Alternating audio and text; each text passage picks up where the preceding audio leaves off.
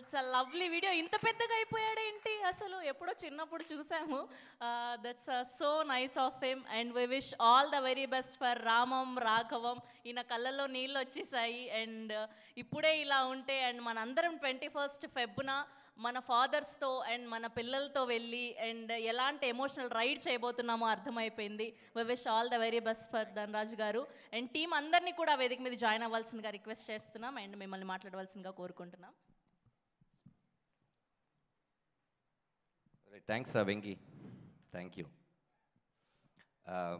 ముందుగా ఎక్కడి నుంచి స్టార్ట్ చేయాలో తెలియదు కానీ స్టార్ట్ చేస్తా.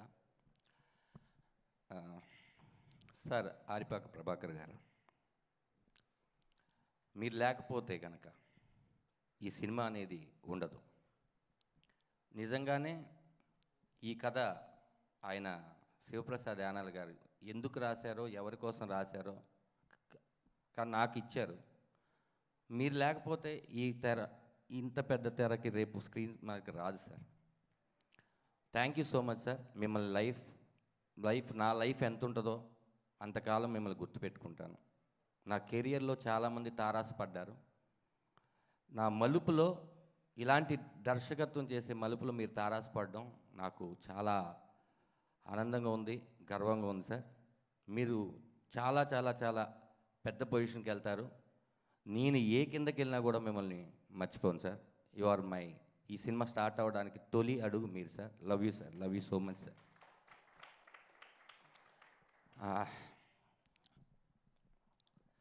ఈ సినిమాలో అందరూ ఏడిపిస్తాం అని అంటున్నారు.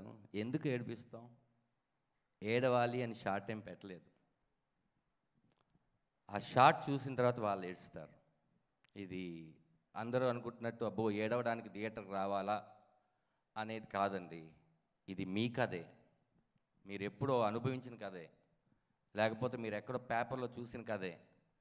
కాకపోతే మీరు ఎవరికి చెప్పలేరు. ఖచ్చితంగా ఈ కథ మీ కథ. ప్రతి సీను ప్రతి కుటుంబాన్ని తాక్కుంటూ వస్తుంది. అది నేను గ్యారంటీ ఇస్తున్నాను. నా 2 ఏళ్ళ కష్టం, ఈ 2 ఏళ్ళ కష్టంలో మాత్రమే చెప్తాను. ఎందుకంటే అందరూ సినిమా గురించి చెప్పేశారు. మా పృథ్వీ అయితే టోటల్గా ఈ సినిమాకి సంబంధించిన విషయాలన్నీ చెప్పేశారు. అన్నీ ఈ 2 ఏళ్ళ కష్టంలో జరిగిన ఇన్సిడెంట్ చెప్తాను అంతే. సినిమా స్టార్ట్ చేసాం, బాగా హ్యాపీగా వెళ్తుంది. ఇలాంటి జర్నీలో మెల్లిగా అప్ అండ్ డౌన్స్ ఏ ప్రొడ్యూసర్కైనా వస్తుంటాయి. అయినా కూడా ప్రతిసారి పడిపోతున్నప్పుడల్లా కూడా మళ్ళీ నుంచొని ఈ సినిమాని ముందుకు తీసుకొచ్చాడు పృథ్వీ పోలవరపు. అది ఎవరి కోసం? ఆయన బ్రదర్ కాదు, ఆయనకి నాకు ఎటువంటి రిలేషన్ లేదు. జూమ్ కాల్ మీటింగ్లోనే ఈ కథ చెప్పినప్పుడు మొదటిసారి చూశాను. నేను కొన్ని సినిమాలు యాక్ట్ చేసి ఏమైనా చూసి ఆయనకి నేను తెలుసుండొచ్చాము, కానీ నాకు అదే కథను నమ్మి డబ్బులు ఖర్చు పెట్టారు ఓకే, కానీ కథలో ఎవరు యాక్ట్ చేస్తున్నారు? వాళ్ళని పెట్టుకోవడం వల్ల సినిమా బిజినెస్ అవుద్దా? లేకపోతే ఇప్పుడు ఏదో ధనరాజ్ లాంటి వాడు కామెడీ క్యారెక్టర్ చేసుకుంటూ చిన్నగా ఎదుగుతున్నాడు, అతను పెట్టుకొని సముద్రగని గారు లాంటి ఒక పెద్ద ఇమేజ్ ఉన్న నటుడికి కొడుక? ఆయనేమో ధనుష్ గారికి ఫాదర్, ఆయనేమో శివకార్తికేయ గారికి ఫాదర్, ఆయనేమో మా జూనియర్ పుష్ప వాడికి ఫాదర్. ధనరాజుకి ఫాదర్గా ఎందుకు చేస్తున్నారు? చేసే ఆయన హ్యాపీగా ఉన్నాడు, ఆయన ఎందుకు చేశాడని మిగతా వాళ్ళు బాధపడుతున్నారు. నాకు అదే అర్థం కాలేదు. వస్తే ప్రాబ్లం ఆయనకి రావాలి, ప్రొడక్షన్ హౌస్కి రావాలి, మీకెందుకు? ఏంటి ధనరాజు యాక్ట్ చేసుకుంటూ డైరెక్షన్ చేస్తున్నారా? కష్టపడుతుంది నేను, నాకు రావాలి, అది మీకెందుకు? ప్రతిసారి పైకి వెళ్తున్నప్పుడల్లా ఎవరో ఒకరు మిమ్మల్ని లాగుతారు చూడండి, వాళ్ళతో మీకు అసలు ప్రాబ్లమే లేదు. ఎందుకంటే నెక్స్ట్ టైం వాళ్ళని కలవు మనం. కానీ మనకు పరిచయం లేకుండా వెనకాల మాట్లాడతారు, వాళ్ళతోనే చాలా ప్రాబ్లం. ఎందుకంటే వాళ్ళు ఎక్కడున్నారో తెలియదు. వాళ్ళు మన కష్టాన్ని గుర్తించకపోయినా పర్లేదండి. నా బాధ అదే. ఈ సినిమాకి 9 నెలల స్క్రిప్ట్కి ఎంత ఖర్చు అయి ఉంటుంది? ఓ చిన్న సినిమా మళ్ళీ తీసేయవచ్చు. నా కోసం స్క్రిప్ట్ చేసుకోండి అని శివప్రసాద్ యానాల్ గారికి నాకు అప్పచెప్పి 9 months స్క్రిప్ట్ చేసుకున్నాం. అందరూ హ్యాపీ అన్న తర్వాత ఈ సినిమా స్టార్ట్ చేసాం. ఒక ఆఫీస్ మెయింటెనెన్స్ ఎంత, అసిస్టెంట్ డైరెక్టర్లకి ఇచ్చే శాలరీలు తగ్గించి ప్రతిదీ ఎంత.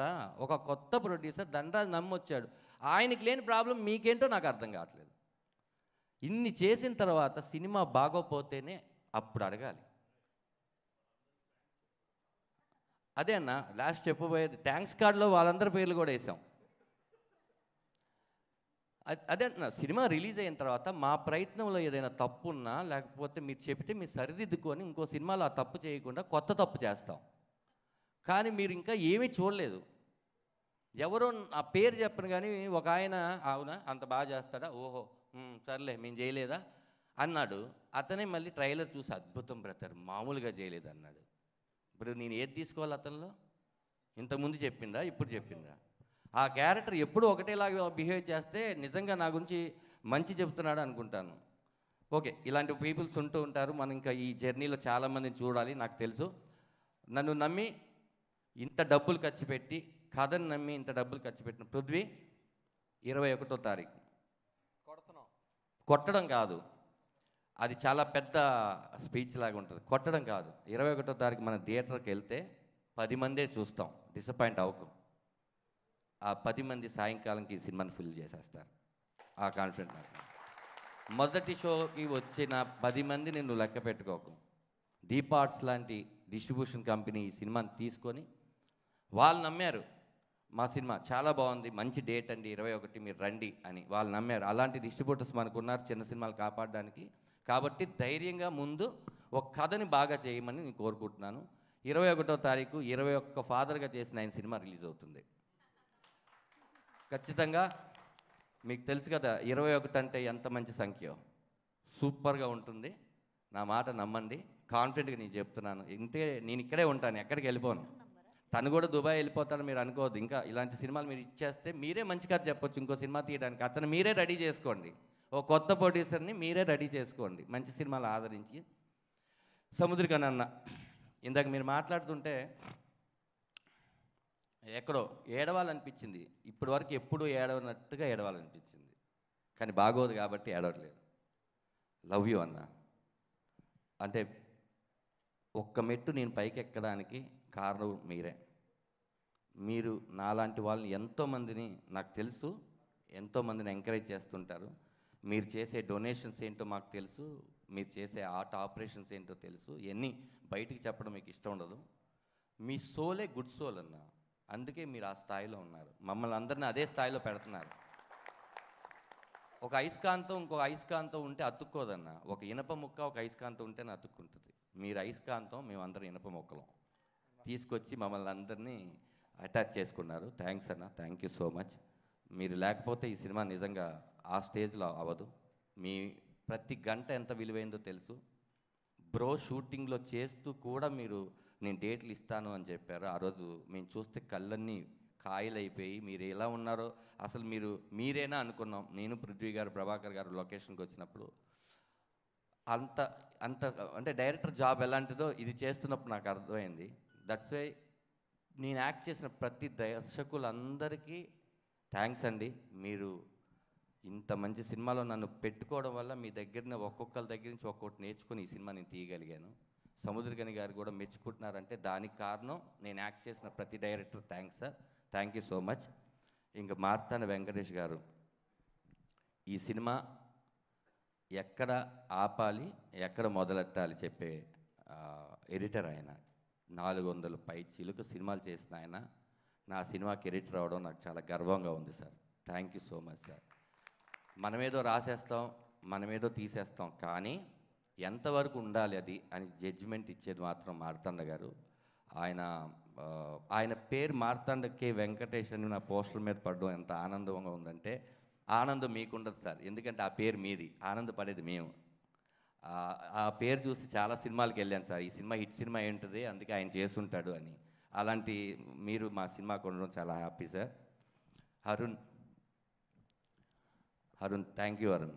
నువ్వు కూడా Prithvi Polavarapu I slate pencil story banner లాగా నాలాగా 2 years నువ్వు ఏ సినిమా చేయకుండా దీని మీద ఉండడం మామూలు జాబ్ కాదు.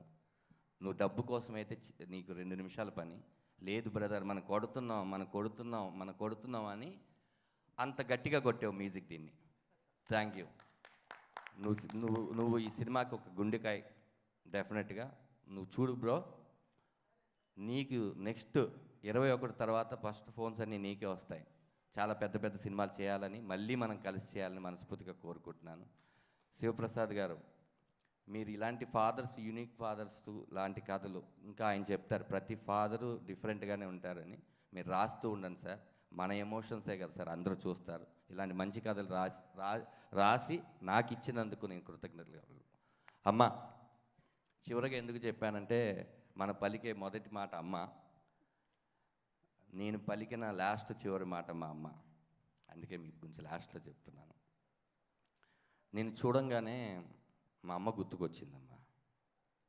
ఫస్ట్ ఈ క్యారెక్టర్ అనుకుంటున్నప్పుడు మేము అమ్మ కూడా నాన్నకి కరెక్ట్గా ఉండాలి, వాళ్ళిద్దరు నటించకూడదు, వాళ్ళిద్దరూ నిజంగా భార్య భర్తలాగా ఉండాలి, బట్ అన్నకి ఎవరు సింక్ అవుతారో తెలీదు, అలాని ఎవరో ఒకరిని పెట్టేసి చేసేయలేము అనుకున్న టైంలో చాలామందిని అనుకున్నామమ్మా. మీరు మొదటి వ్యక్తి కాదు.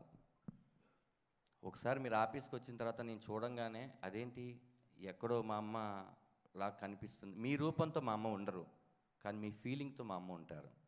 మీరు కథ చెప్పిన తర్వాత ఏడిస్తే ఒక 10th క్లాస్ పాస్ అయిన కొడుకుని చూసి తల్లి ఏడుస్తుంది కదా, అలా అనిపించింది మీ కథ చెప్పినప్పుడు. మీరు తప్ప ఈ రోల్ని ఈ ప్రపంచంలో ఎవ్వరూ అంత బాగా చేయలేరమ్మా. మిమ్మల్ని చూసే కళ్ళు ఖచ్చితంగా మారిపోతాయి ఈ సినిమా తర్వాత. మీకు ఒక రెస్పెక్ట్ ఇస్తారమ్మా. మీకు రెస్పెక్ట్ ఇస్తే నాకు ఇచ్చినట్టే. ఈ సినిమా తర్వాత చూడండి, ప్రమోదిని అమ్మ కమలమ్మ కానీ ఎలా ఉంటుంది, కమలమ్మ ఎక్కడున్నా అంటే, లేదు నాన్న ఒక 1 month నాకు డేట్స్ లేవు మాట్లాడడానికి కూడా అని మీరు అనాలని నేను కోరుకుంటున్నాను. థ్యాంక్ యూ నాన్న, thank you so much. Love you అమ్మా, లవ్ యూ. నాకు మదర్ లేని ఇది ఇప్పుడు నాకు లేదు, ఎందుకంటే నువ్వు దొరికేసావు. ఫాదర్ లేని లోటు లేదు, ఆయన దొరికేశాడు. ఒక సినిమా కుటుంబాన్ని ఇచ్చిందని పృథ్వీ చెప్పాడు, నాకు తల్లిదండ్రులనే ఇచ్చింది. ఇంతకన్నా గొప్ప సినిమా ఏముంటుంది రామం రాగం కాకుండా. ఎందుకో ఈ పోస్టర్ వేసినప్పుడు అది ఆయన రామం రాగం టైటిల్ పెట్టింది ప్రభాకర్ ఆరిపాక గారు. ఎందుకు చెప్పారో ఎందుకు పెట్టారో తెలియదు, కానీ ఆ టైటిల్ వల్ల మన ఇద్దరు ఫేసెస్ అలా ఆ డిజైనర్ శ్యామ్ గారు మేము అనుకున్న ఐడియా రావడమే కాకుండా, ఆ రెడ్ కలర్ బ్లడ్ రిలేషన్ ఏమో, ఆ కింద సంతకం నాన్న సంతకం ఏమో అని నేను అనుకుంటున్నా. నిజంగానే బ్లడ్ రిలేషన్ లాగా ఉందన్న ఈ సినిమా చేసిన తర్వాత. మీతో నటించి ఆ పిల్లోడికి అంతే కంఫర్ట్ ఇస్తారు, మిగతా ఎవరు యాక్ట్ చేస్తారో వాళ్ళకి కూడా అంతే కంఫర్ట్ ఇస్తారు. మిమ్మల్ని చూసి మేము చాలా నేర్చుకోవాలన్నా. I love you so much అన్న. శ్రీనివాస్ రెడ్డి అన్న, థ్యాంక్ యూ సో మచ్. ఎందుకంటే మీరు నాకన్నా ముందు దర్శకులు.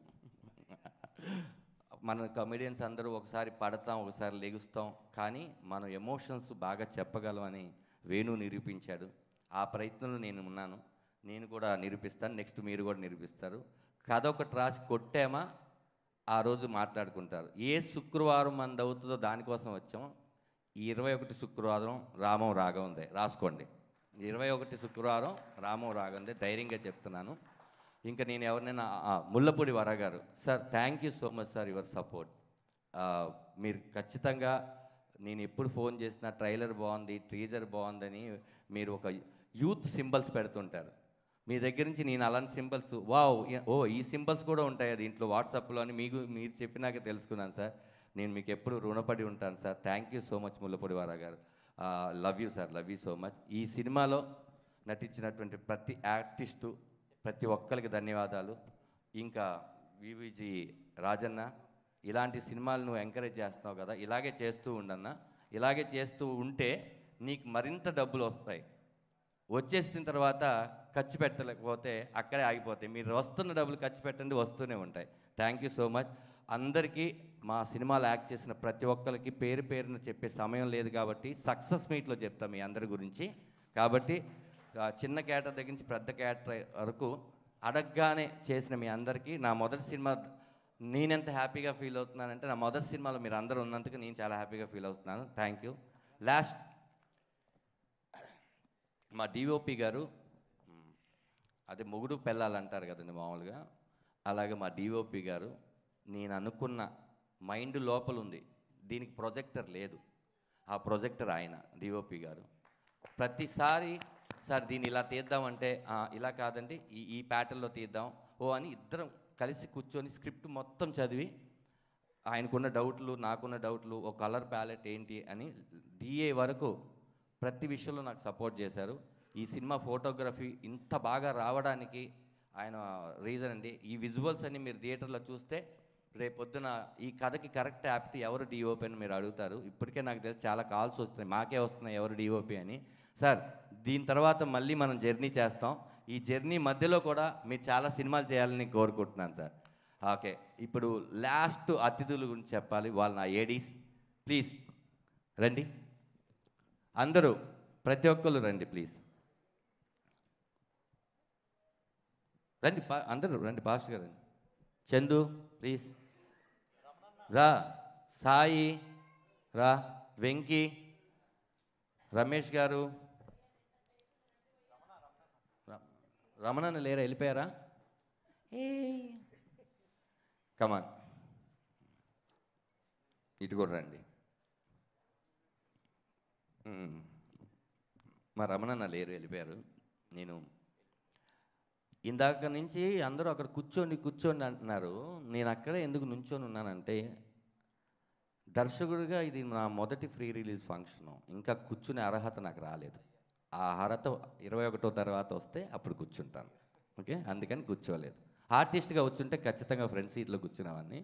ఇప్పుడు నేను డైరెక్టర్గా కూడా చేస్తున్నాను కాబట్టి ఈ సినిమా జనాలు చెప్పాలి, నువ్వు డైరెక్షన్ చాలా బాగా చేసావని. అప్పుడు నేను వచ్చి కూర్చుంటాను, అంతవరకు నుంచొని ఉంటాను. అందుకని నేను నుంచున్నది.